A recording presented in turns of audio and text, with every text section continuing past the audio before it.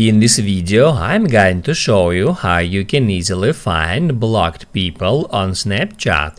Be sure to watch the video to the very end so you don't make any mistakes, and of course do not forget to like this video and subscribe to my channel.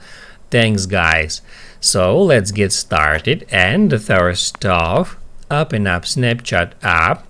Then tap at your profile picture or Bitmoji at the top left, and then tap at gear icon to open up settings.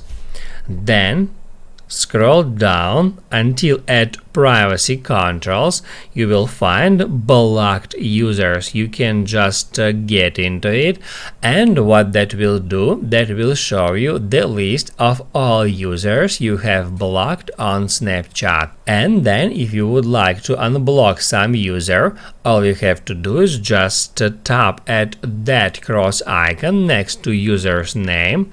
Just like that. It will ask you, are you sure you want to unblock that user?